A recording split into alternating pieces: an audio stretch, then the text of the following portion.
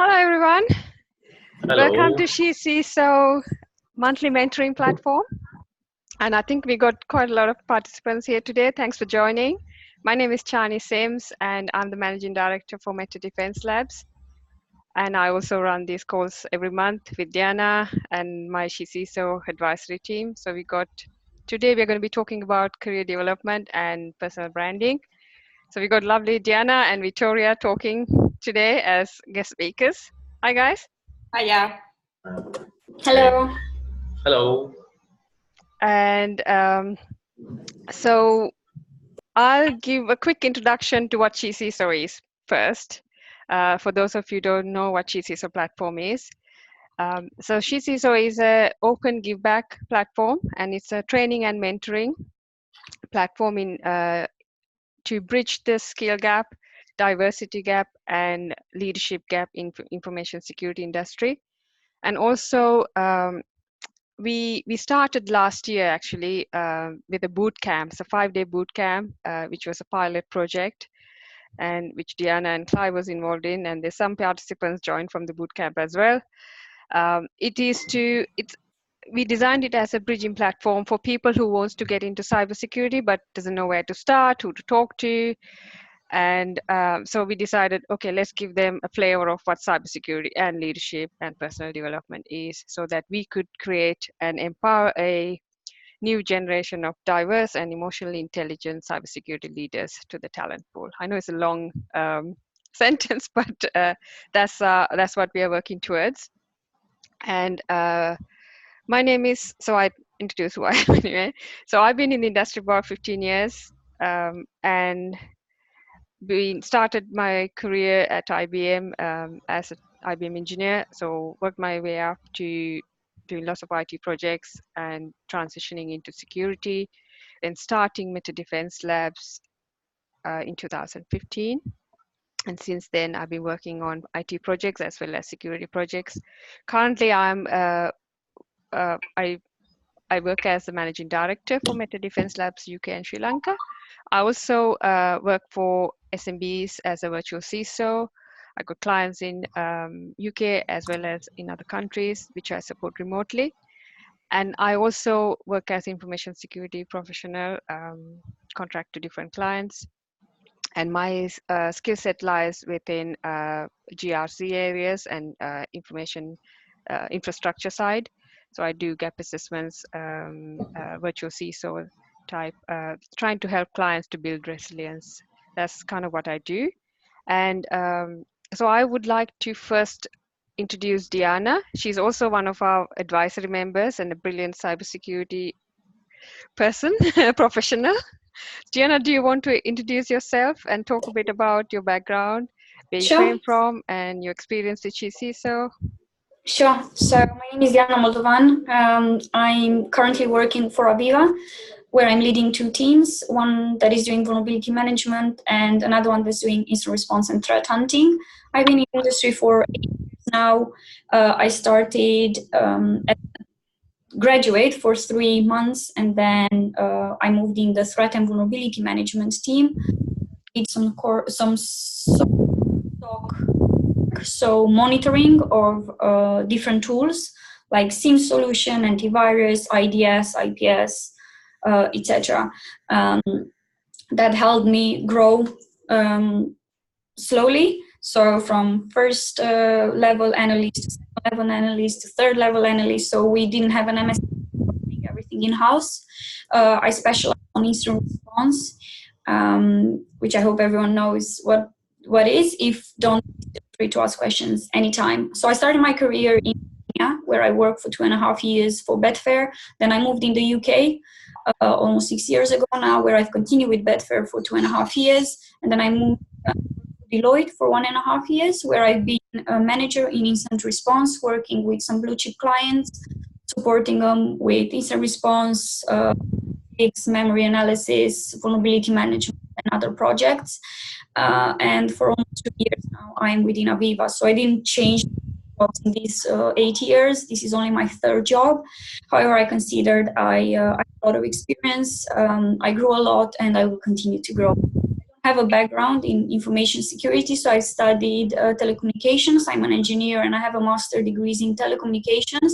So like many of you, I started from zero my career, but with hard work and passion, you can achieve everything that you want. So in a nutshell, that's me. Thanks, Diana. I wanted to send apologies from Dida because she was going to join and moderate with me, but unfortunately something's come up, so she can't join anymore. So it'll be just us going to be talking. Vittoria, would you like to introduce yourself? Yeah, sure. I mean, if you want to do it, you can, but I can do it myself. Yeah, so I think it's better when you do it. Okay. So I'm Vittoria Millan. I'm, I can see from my accent, I'm Italian. I've been, living in London for about 4 years now. My background is in like international business and marketing. So I've been studying both back home where I did my bachelor's degree and like the Master of Science here in London. And since I started working, like I had kind of quite set to like what I want to do and what I want to be. So I started working like 3 years ago with several startups. I'm currently now working for more than 20 different companies. So I'm now called Growth and Strategy Marketing Consultant. So like what I did basically by working a lot in the tech environment, and especially I work with fintech and healthcare, I developed a 7-step model that helps startups that want to scale up. As like the experience I had by working with several startups, it was that they were failing and they were always doing the same mistake at the same point, which was a lot of things going on, not really an idea of how to do any marketing communication, hence like they couldn't really sell out their product in the correct way.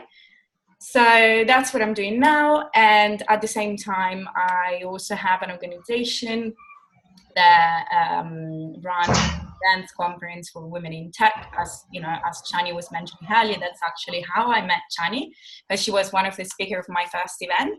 And I really wanted to do something that create like a community around the tech environment, a safe place for both male and women. And especially like when I run my events, for example, like I always make sure they are targeted for men as well, as I think if we as a women are here is also thanks to great, both men and women that help us supporting us during, our journey. So that's what I've been doing until now, really. Thanks for that, Vittoria. So just wanted to do a quick disclaimer.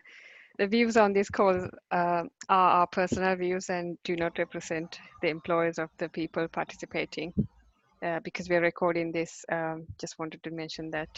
I know these things died, I normally say, so today I'm missing a I know, Diana, you were mentioning that you went through different stages in the career when you first started, first line, second line. That's something I never had. I was just thrown in the deep end when I first started, and just after my degree, and here's a blade center, go and install it and fix it. So that was kind of my journey, but it was learning the hard way, working really hard and studying, shadowing people, and also having mentors. That's kind of how I grew into what I do now. In your journey, what made you get into cybersecurity, and what kind of a training path did you take, and what support did you have in your career development?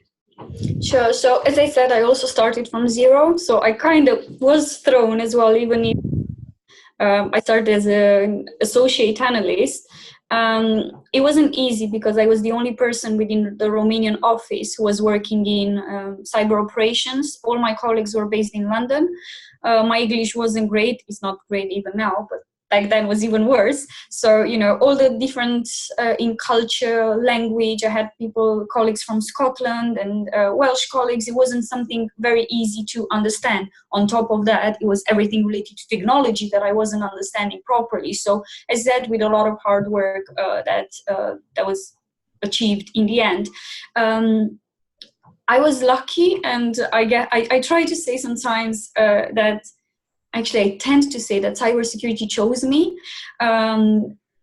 And I arrived in cybersecurity by chance. My manager saw my CV. I've applied actually for a different internship. My manager saw the CV and they've asked HR to call me for an interview. I didn't know anything about cybersecurity.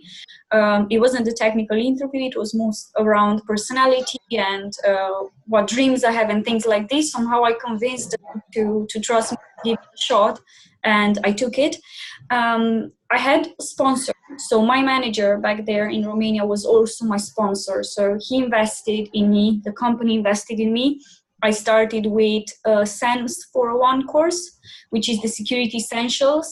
I always say everyone who works in a company and has the chance to have a sponsor that can pay for that course to take it, for anyone who wants to start a career in security, because it takes you through all the domains of information security and cybersecurity without going in depth really in anything, but it can help you create that foundation that you need in to develop further and to learn more and specialize on the area that you want.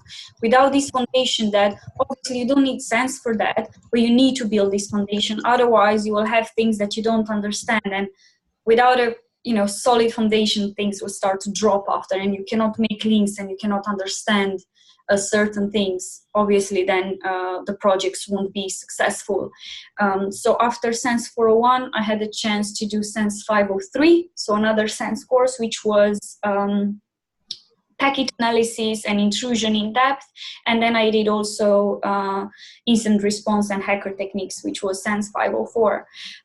So I had the chance, as I said, within Betfair to do 3 SENS courses. I also did smaller courses as well. Then after I moved within Deloitte, I did CIS and Prince 2. Prince 2 is more for management, so it didn't really help me so much at the moment in my career. However, CIS did, and CIS for CISM was a requirement for my current job, so it helped me a lot. Deloitte also sent me to Black Hat in the States and to DEF CON, which was a great experience. And I met some very cool hackers, understand a bit their way of thinking, because in order to protect your company, you also need to think like a hacker. Otherwise, you won't know exactly. And we need to always be a step ahead, but it's difficult because the hackers, or the crackers, because the hackers can also be good, these days are very talented and they have the time and resources to harm. So if they have a target, they will achieve what they want in the end. Sponsors are very important. I truly recommend all the people who have leadership positions to do this, but it's also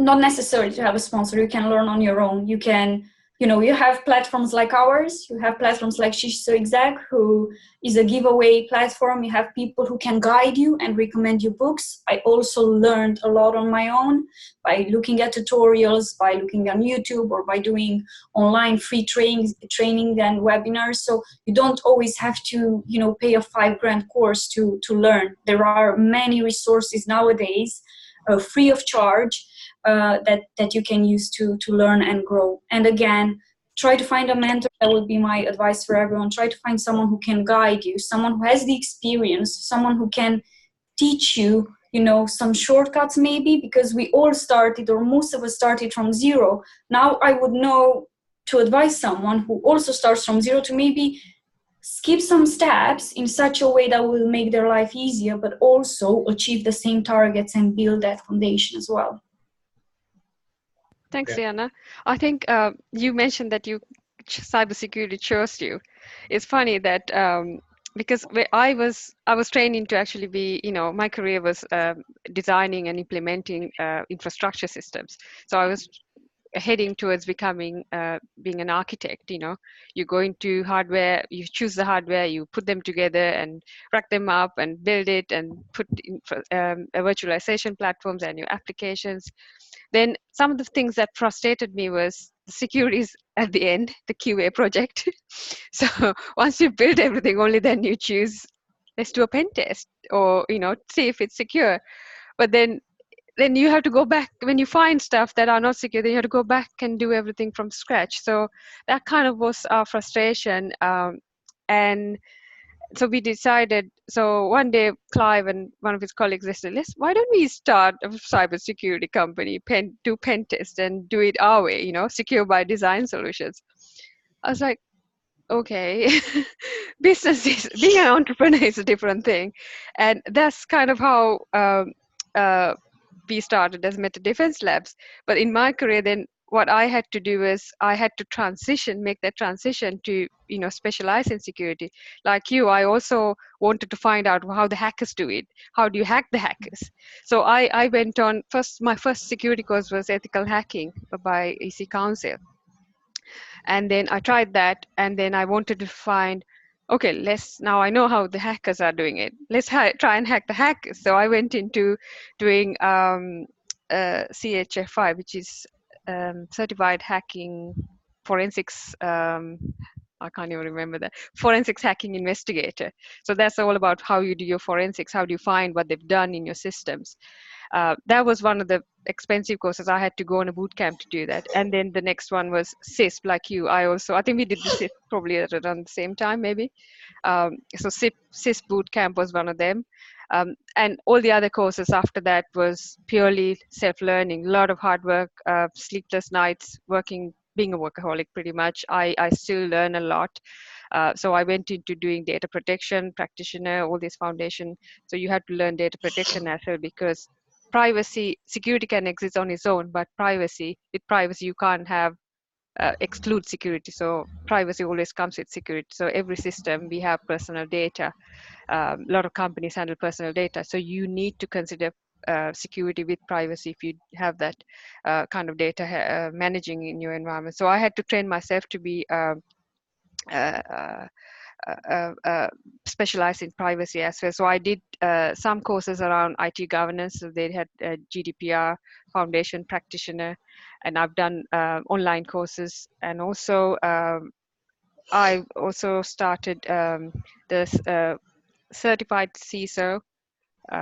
So I've done that actually. And then there's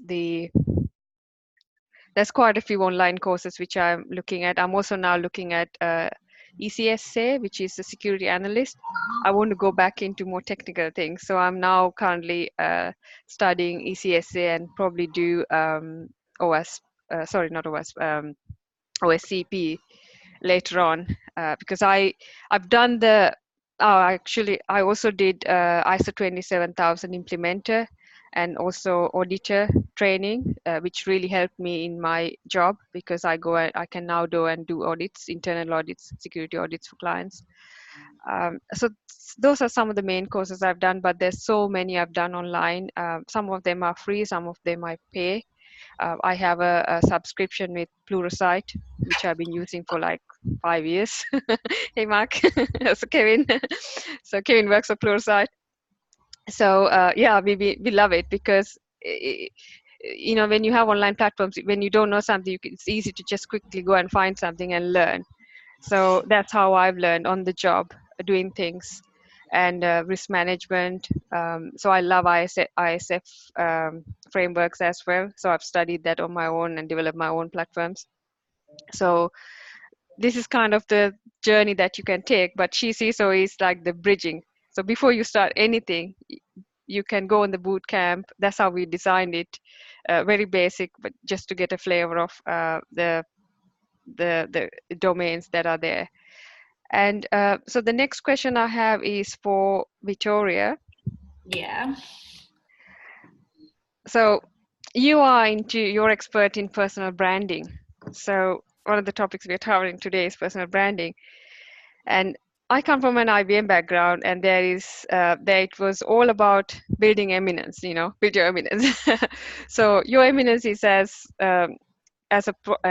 it's like your eminence as a professional is determined by how much value you create for your team, your company, and this enables growth. And how would you define personal branding, and would you say it's different to eminence? Yeah.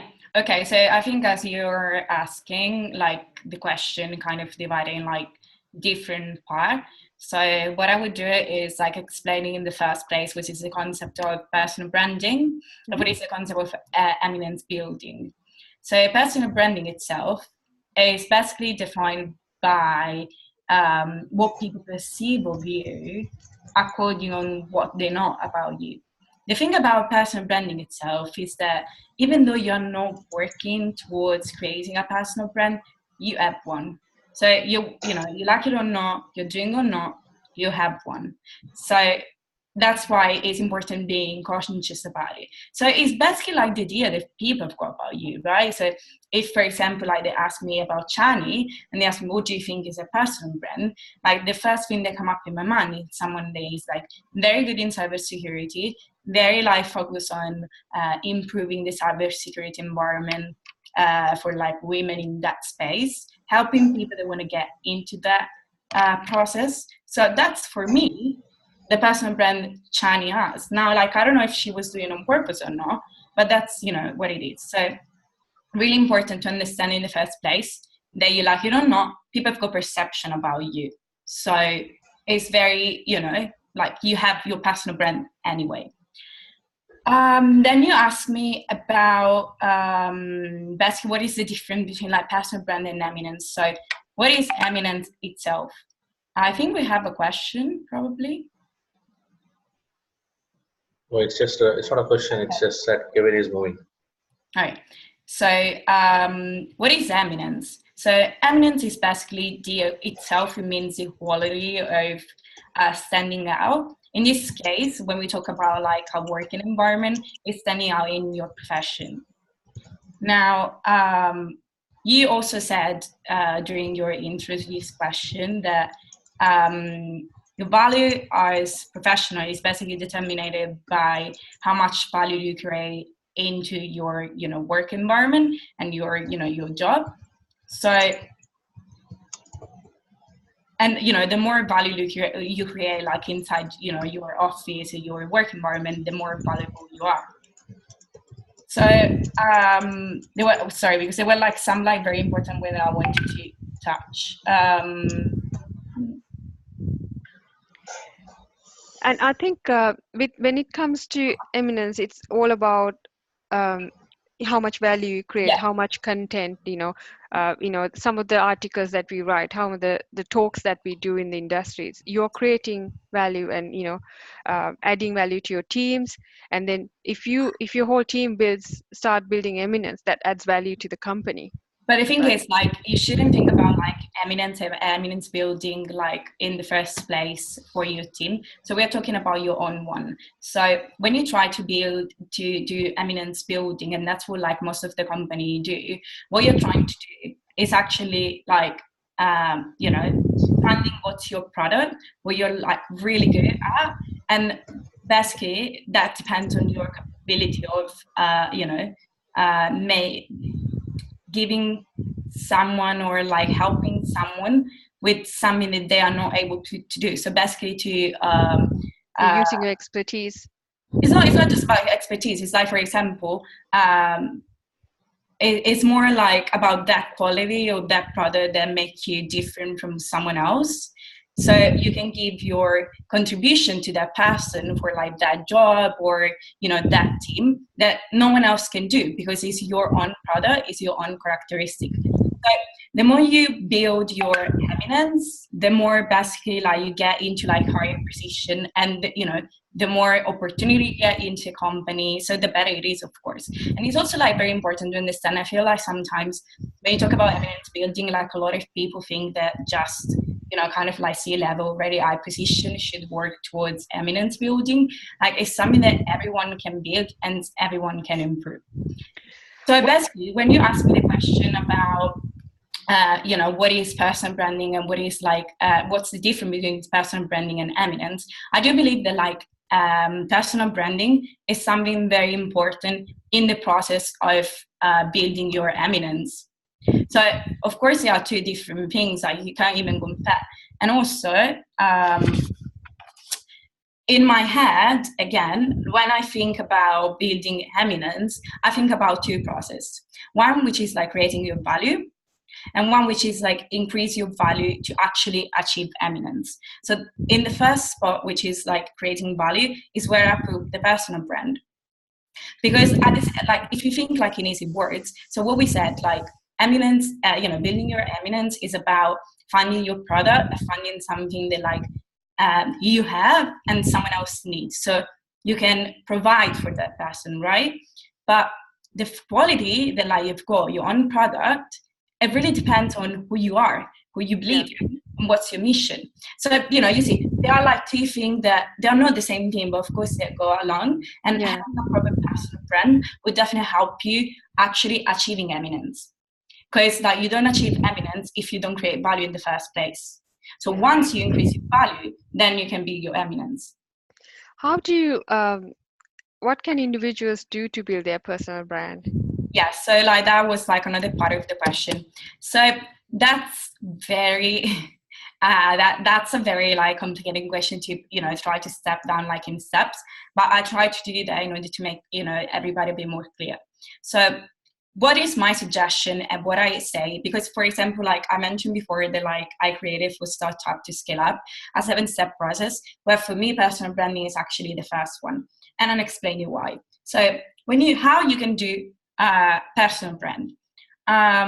First of all, so as I was mentioning before, everybody, you like it or not, you're working on it or not, has a personal brand. So if you want to start to do a conscious personal brand, ask the people that are, all of the people that are around you, what's their opinion they've got about you. That's what gives you an idea of what is your personal brand. Then what you can do, second step, is actually to write down your core values, because at the end of the day, what is important for you is going to be important for your audience.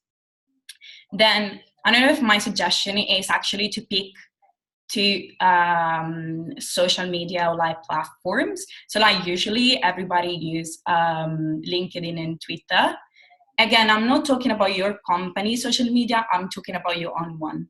So what you can do basically, like you should have, like the idea about having only 2 social media is just make your life easier, and have one that is basically more for like long form, so you add value for people, and another one is for engagement. So that's why you should use like 2 of them. Another thing that you can do is, to kind of promote yourself, ask to someone that or that you've been working for, or that you're like very close to ask her to write down a review about you. This will help you as well, developing your personal brand and like the idea that what the people have got about you. Another of the main things for me is about telling your story and living it, which is once you get attention and once you explain what's your relevant benefit, so basically what you can give to that person that the person doesn't have, make sure to be authentic and to keep like a human interaction in your social media. There's no worse thing in the world that do not consistent social media posting, or live, or another thing is like we're just talking about social media, but another of the part very important in personal branding is networking style. So it depends basically, it's the way you speak to people. Let's say for example you're a person that like on your social media, actually I'll bring you this real life example. It's something that happened to me a couple of weeks ago, and there was this guy that I knew. It was like kind of like 55 years old man. I was, building up a consultancy for company for diversity and inclusion, like, kind of promoting diversity and inclusion so much. And then while we were, at event, he asked a question to one of the speaker. He basically, like, while I was talking, he made a comment about, I wouldn't hire, a woman because I know she want to get pregnant, and, I'm not going to pay for it because that would be an expenses for our early stage startup. So that's what it shows you, like, clearly that, as when you do something like that, like everything you said is the opposite, right? So if it's the opposite, so it means that you're not authentic in the way you do your personal brand and the way you do your social media, then you're not trustable, and people won't, are not going to get your company, are not going to get your product, because they won't believe in you, because it will feel like it's a lie. So main thing is think about you, think about what you deeply like, what you're passionate about, how do you want people like seeing you for the real you, and keep doing it, but keep doing it consistently. It's like, for example, using like a color on your website, but then using another color about your company on a presentation. That doesn't make sense either. So, you know, all of the small and big aspects are very important into like the consistency and the way like you look to people as well. Why also, another the point I want to touch, and I will stop talking, is why it's important personal brand. Now, it doesn't matter if it's for a big company or if it's someone that works for a big company, someone that works for a startup. Of course, for a startup, it's even more important because when you are like that small, you don't have someone that makes sales for you. You don't have like a sales team that does that. So you basically represent your company and you're like the salesperson. So if you do your personal brand in a really authentic, nice way, then you increase your, you know, sales 100%. But for example, like this thing works as well for a large company. Now, let's say Apple. When you think about Apple, like they have a brand strategy, which is being simple, being easy to understand. But also, when you think about Apple, you think about Steve Jobs. Now, what's the idea that you had about Steve Jobs? To me, it always been like someone like really easy, really open, simple, nothing like, you know, super confusing or, you know, super, you know, like those people that are, oh my God, I'm the best, because in this case, he could do it, but like he never done that, right? So as you can see, both the person and his product were, you know, seen in the same way because they kept consistent, because he was, the, you know, the fundament of his company, and he kept his principles into his company.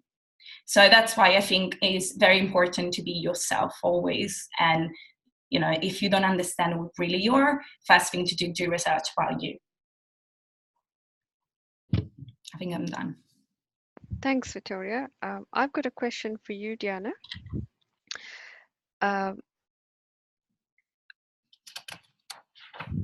What kind of factors do you consider when you are planning your next 3 to 5 years in your career, of your career?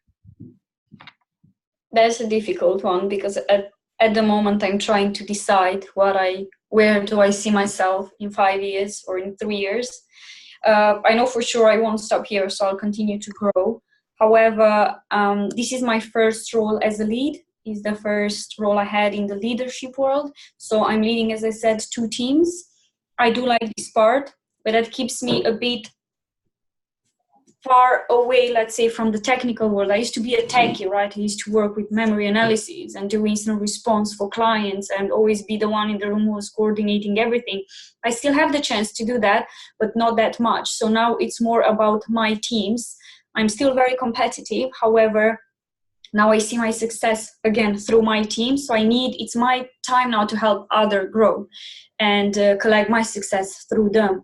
I'm trying to decide if I would see myself in a CISO job, which will take me even more from the security operational world, because it will be more around risks, what you are doing, Chani. And it's not something that I couldn't do, but I need to understand and to decide if it's something I would like to do. So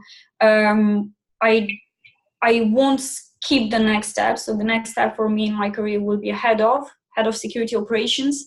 So I'm working to achieve that in the next 2 to 3 years. But then for further, I need to decide if I will like that job, or I prefer to be closer to the technical part, to still work very close on incidents, or to just lead a bit more from behind, I would say, because there are leaders who lead from the front and there are leaders who lead from behind. I want to be the type of leader who leads from behind, where that means you trust so much your team. They are so well prepared that you can just direct them, you know, but stay behind and let them do the work. And I think it was actually Steve Jobs, Vittoria, who said that. Don't hire smart people to tell them what to do. Hire smart people so they can tell us what to do. That's my sentence. Yes, I have amazing people around me, amazing people in my team. now they are better than me at the technical work because they are exposed to it every day. I work on smaller things, on different things, but I always have their back, and I do love this part. So what I want to do, Chani, in the next 3 to 5 years, and actually starting with now, is to get better on the leadership part. I want to be the best version of myself and the best leader I can for my people, because I am a people person and I love doing that. That's another reason why I accepted to be part of CISO Exec, because it's never you don't have to wait until you have, I don't know, 10 years of experience or 5 years of experience to help others. You can help others. I am inspired by people who are much younger than me. I'm inspired by people who are 23 or 20 years old, or even by students.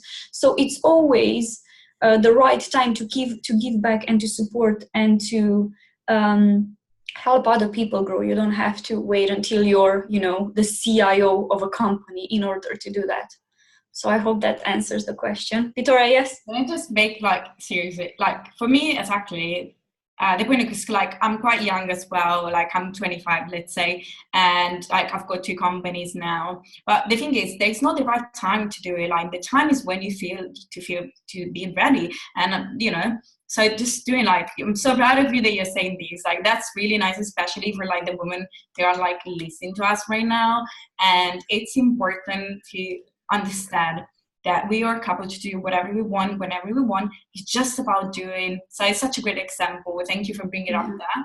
No, and I also want to add something here, because you also kind of lifted the ball here and prepared for me. I absolutely agree with you. There is never the perfect time, because if we wait for the perfect time, the stars will never align in that perfect time. And my advice to everyone on the call will be, don't expect for that perfect time to appear, because it might never be. And sometimes that's another quote that I use, who's there? No, knock, knock, who's there? And the answer is opportunity. And the second answer is, don't be stupid. Opportunity doesn't knock twice. So guys, when you have an opportunity in front of you, take it, because sometimes it might never come back. Absolutely. Thanks, Diana. That's very inspiring. I think we both figured out that we love teaching when we finished the boot camp, right? It was quite emotional, plus empowering as well to find out that finally, we found something that we love doing. Yeah, because and we learned so much out of it. Yeah, we learned from each other. From you, I've learned a lot from Clive, from Saurabh, for everyone, and especially from Maria and from Jackie, because those were the areas, the leadership and emotional intelligence, where I lack certain things because I've never really focused on them. And learning from other people and learning while you teach other, it's amazing. It's the best way of doing it. I've discovered was a few years back when I met Jackie. That's when I decided maybe I should improve on my emotional intelligence. And I met Jackie and I said, I want to do your test. And I did this 20-minute test. And I discovered from the results I got from that report, I discovered more things that I never knew about myself. And that it was quite eye-opening to see, okay, there are areas that I don't do well. And I never thought that they are my weak areas. And I got the opportunity to improve on this. And like you were saying about CISO. So for me, the 3 to 5 years is more like, so for me, my challenge is I'm managing a business, trying to develop the business. And for me to go into technical job, it's very difficult because it involves a lot of remembering coding and all these things. And you have to be on the computer all the time. And I've tried that, and I realized at some point in the past that, but I can't manage a business plus do a hacking jobs and keep up with the technology all the time. So that's why I moved into GRC. But what my future I want to do is go into more research, more hacking type of things. And so my 5-year plan that I've thought of is I'm going more back into more technology type of things, learn about hacking, advanced hacking, and hopefully one day sell the company and I can just retire into doing some research work. That's kind of my dream at the moment. And to continue to lead CISO Exec. Yeah, and then so she's CISO I want to do, definitely. Yeah. But as in career-wise, I thought about CISO jobs. I do virtual CISO, which I love because it's good. You get to manage different companies, different environments, work with different teams. It's brilliant. But if I want to do one CISO job for one company, I don't think I want to. just too much stress, and I don't think I will do well with politics and things like that. But having virtual CISO is a brilliant opportunity for me to experience different areas of work in different industries. And the other thing I wanted to highlight was the CISO. You mentioned helping. I think I also believe that your purpose in life is to help each other, not expect anything, and just help. And I think that's kind of what we want to do.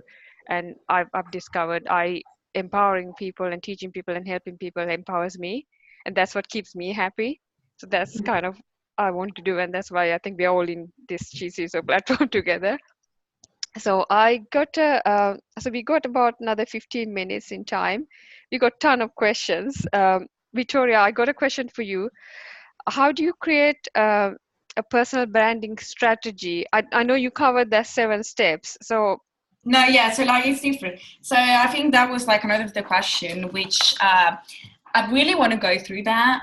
So you don't create a personal branding strategy, and I'll explain you why. What you can do are like those steps that I mentioned earlier. That will help you understanding your personal brand.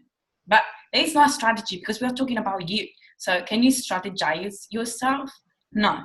What you can do, as like, for example, one of the steps that I mentioned before, so I can just like recap them quickly, which is ask people what they think about you, write down your core value, be consistent through all of your social media, use 2 platforms. Now I stopped in this point and I'll explain you why.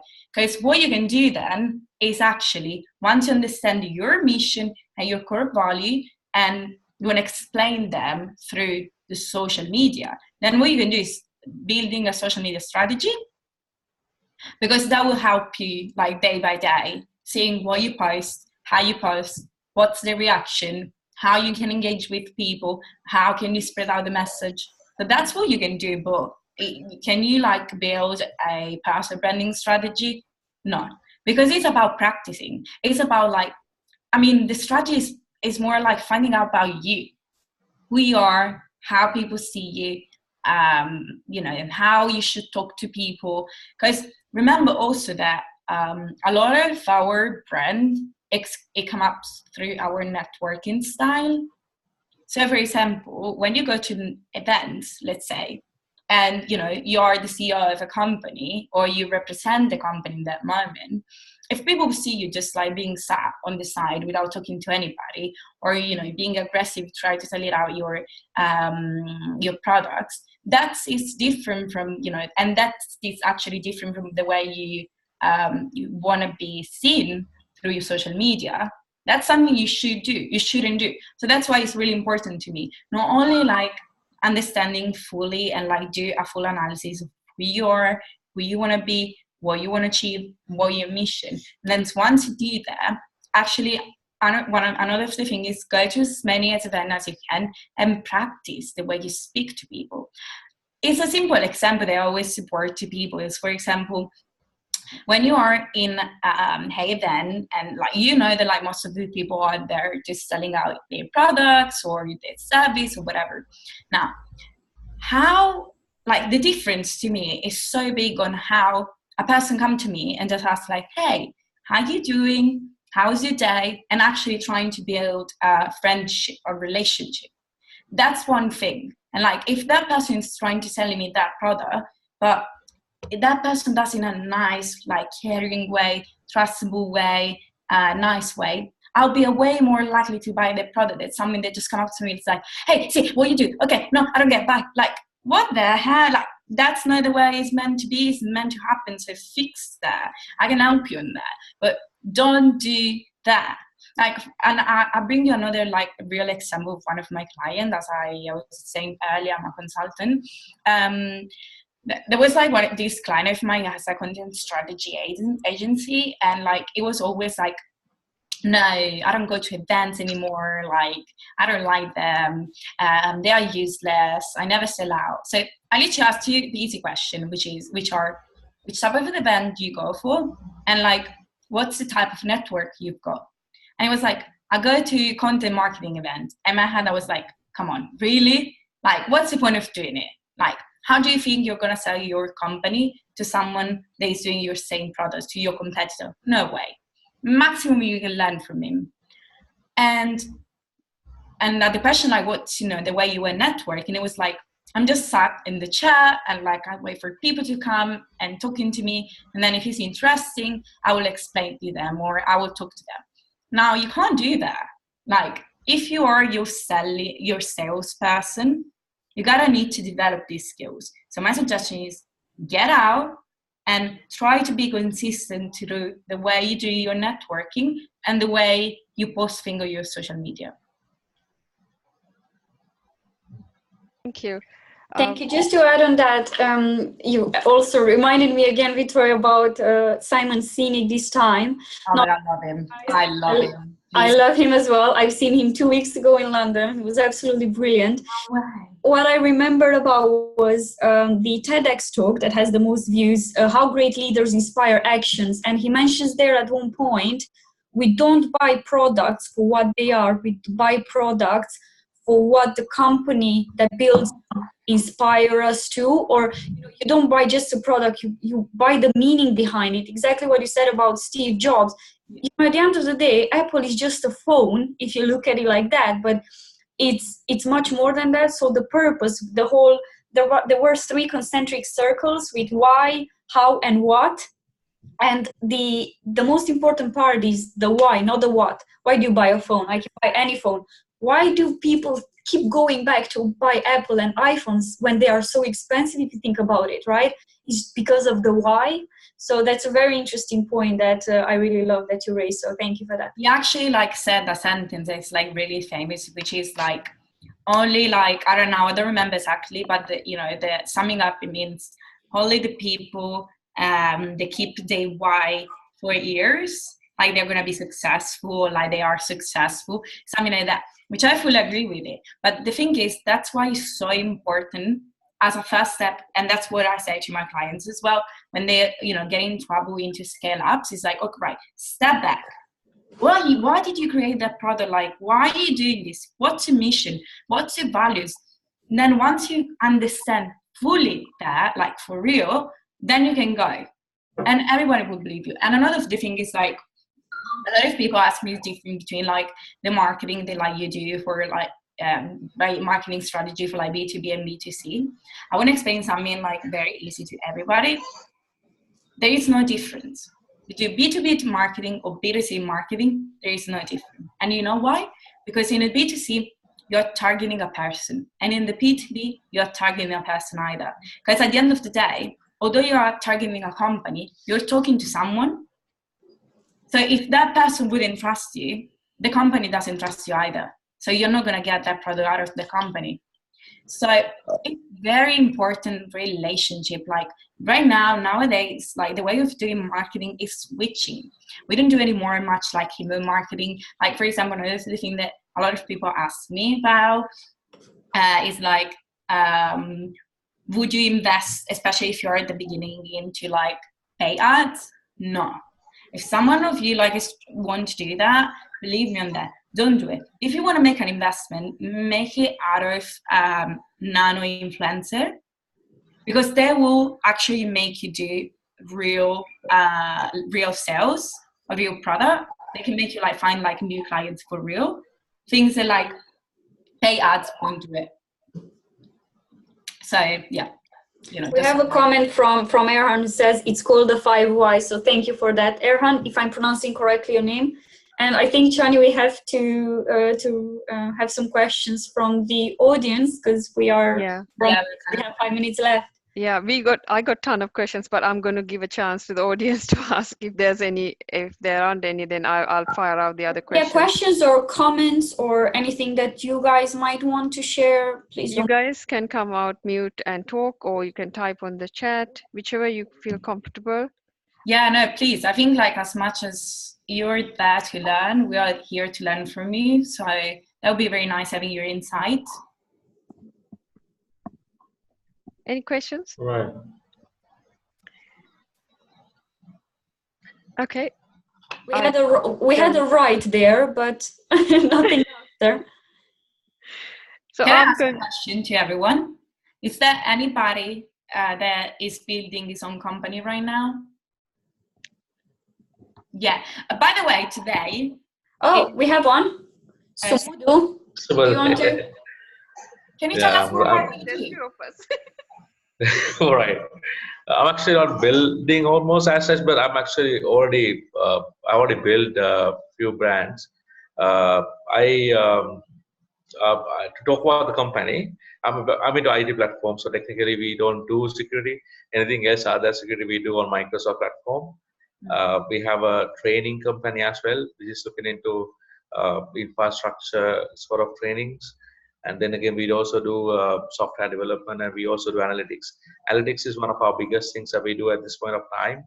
And one of the reasons why I'm here is because of some of the chats that I had with Chani earlier, and which inspires me, because obviously I understand when you go to do a lot of analytical engagements to local customers and few customers in the APAC region, we realize that there are a lot of problems that these people have in terms of the what do I say, security in terms of the information as well as the cybersecurity side, because there are a lot of policies that we come across that we don't really know how to handle, and plus based on that we have certain limitations on our engagements that we do.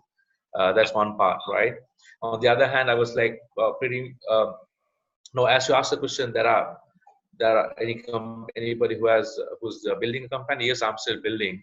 The analytical company is about 1.5 years old, and then the rest of the companies are pretty old. So we have a structure, we have strategies, we have different things that are coming up. But I would like to add something on top of what Victoria said, something about branding. I looked at I did a master's on strategic marketing. So in one of these things that we discuss about it is the branding part of it, more than personally becoming a brand. But I have come to a point where I've started my career in Microsoft. So ever since then, I've been visiting customers, talking to them. I've been a technical consultant, right? But ever since I started these companies, I realized that customers are not looking at my companies as a brand that we have built, but they're looking at me as a brand. Whereas most of our business comes because of me as a brand, which is something that I really don't know how to overcome, because at this point of time, what I don't want to do is not really have a brand called me where I can, because of me, the companies get sales. But I want to make sure that the companies come out of it. So that's something that I'm going through there. If you're gonna just sum me out of that, like the thing is, like especially in a startup, when you start your company, you don't have a marketing like plan, or you don't know how to make like a marketing strategy, because so that's where having your own personal brand is very important, because your brand will correspond your company brand. So you help your company already having like a marketing strategy, and then by having like a proper marketing or proper social media strategy, that will help even more, generating leads and getting success, and improve your network, like getting bigger. So that's why but also for me, to be honest, like, because you mentioned thing about like uni and studying, like I did as well, like Master of Science in marketing, and reality is that I studied so many things, like so many. I did so many crazy projects, but the reality is different. Like things don't work most of the time as examples or theory says. They are different, and it's in a startup environment as well. It's completely different.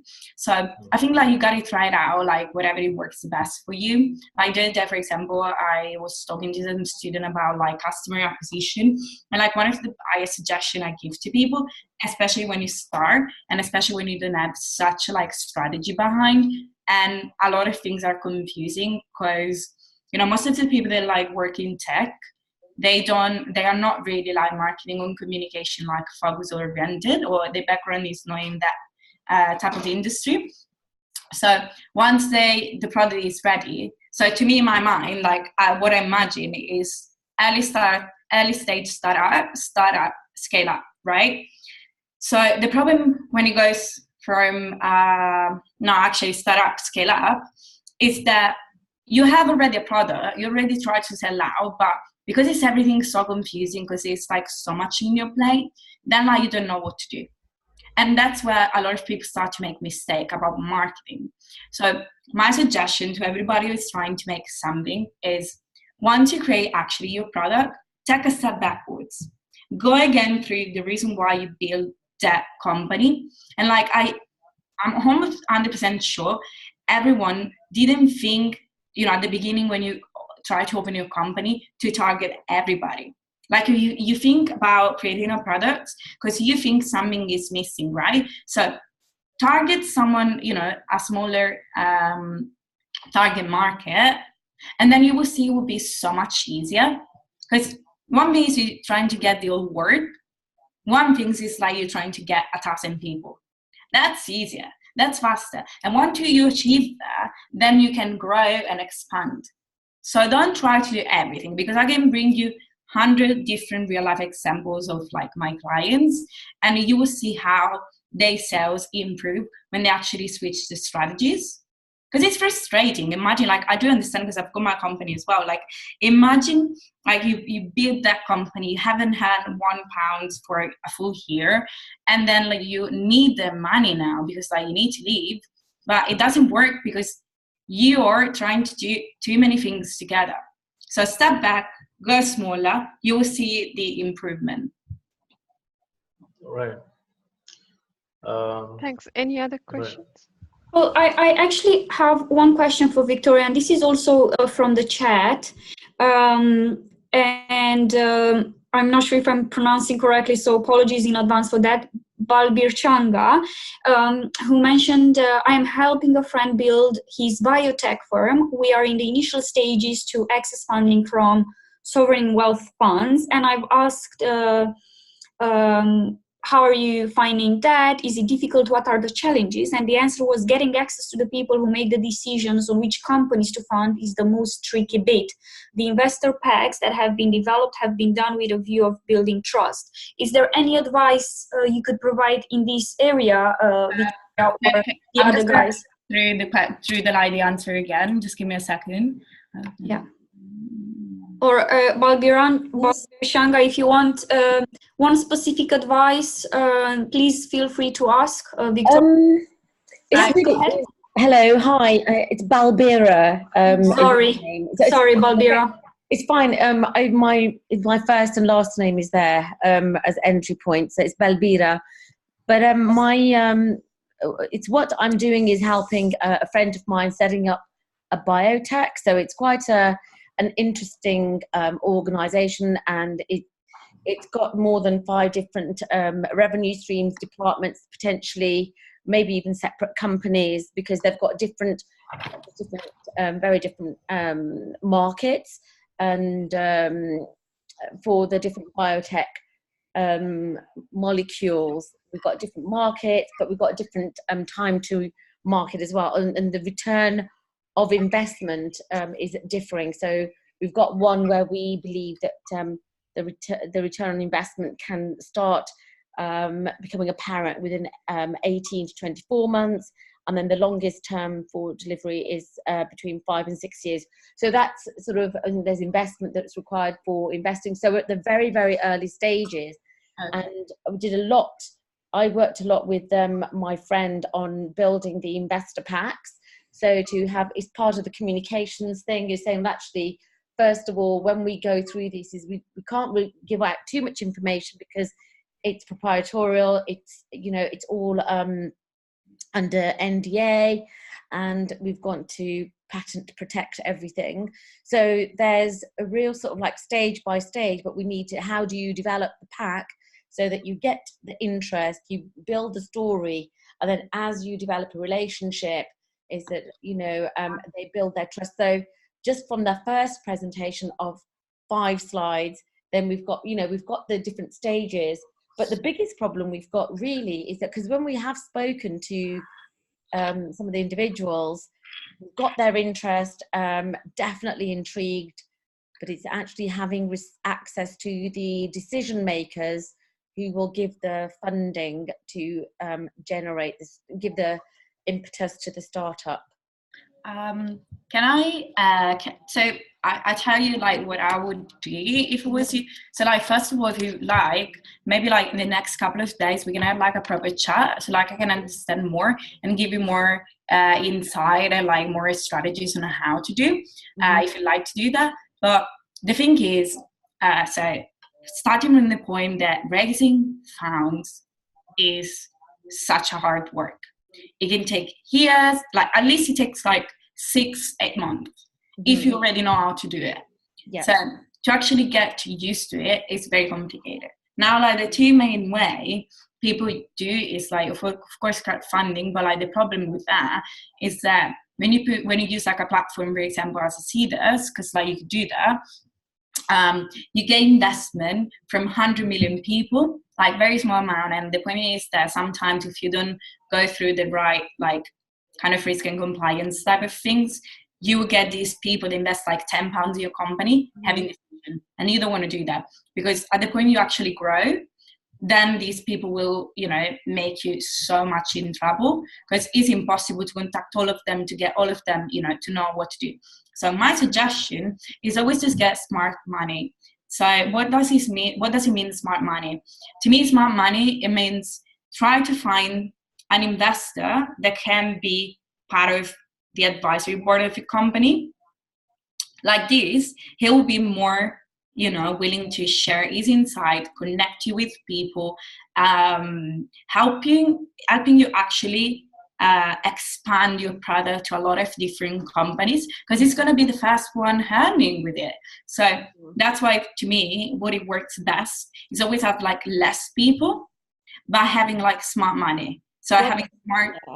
No, it's good to hear you say that, because this is exactly what I was advising my friend, because I said we've got 4 different levels of investors to approach. So we're targeting the sovereign wealth funds first. So and then we know that and we've got the roadmap. So I built the roadmap with Andrew to say, well, actually, this is the first stage, this is the second stage, and saying, well, each of the different areas of the biotech or company, which departments, what is the roadmap for each of them, and what is the overall roadmap, and then going for the different investors. So we've got a list of them, we've got a spreadsheet. I'm project managing him into all of this, but really the key thing is actually having access to the people. And, you know, because what we don't want to do is go to one of these investment banks that actually, you know, will take a huge chunk of money from us. Yeah, definitely. But they have the relationships already, and we don't. And that's the thing that we're trying to do, is actually, how do you do this on your own? Are you based in London? I am based in London. All yeah. right, so like you definitely can meet, because like I don't want to bother people right now, but the thing is, the main problem like you might face is when you get through smart money or big investors. So like, you know, you kind of follow my same concept, is that they want to have not a roadmap, but basically like how you're gonna make money. So doing that is really complicated, and like usually there are like consultant or like, you know, different companies doing it for you. Such a hard work. Like one of my most recent client like is going through now like the second round of funds, and like he has been doing it now for like 4 or 5 months, and just the document to be done with it to actually put the company out for funds, it was like 4 months long, even more. And he helped 3 different companies, helping him like making all the documents. But the thing is, the problem with it, because you're like, it's because you're early stage startup, and it's complicated for you to make them understanding through a roadmap how you're gonna make money. So that's why in the first place, like all the early stage startups, they go for crowdfunding, or for like, you know, platform messages.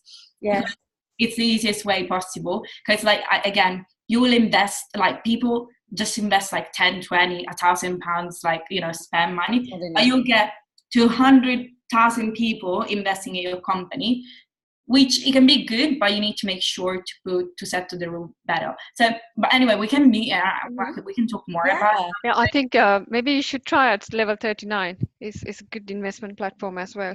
Sorry guys, I think we're running out of time. So we have to take the conversation outside of the call, maybe, and My LinkedIn contact to her so like that I can be in touch with her or Yeah, so I'll share the details. I mean, it's all on LinkedIn anyway. So thank you so much for Thank joining you. us, and I hope it was useful. And Yes. we recorded this event, so we will publish it soon on the link CISO platform. So get your message out to get more people joining. If you want to help us, we have a structure of the 5-day bootcamp and the quarterly meetups and the mentoring calls. So it's all open, and it's an open give back platform. So people can find sponsorship opportunities to host us or sponsor participants. So it's helping each other pretty much. And if you are interested in joining, just get in touch with us, or you can also join the CISO group on LinkedIn. And thank you so much, Diana, Vittoria, and all the participants. Is there any last request that you want to quickly say?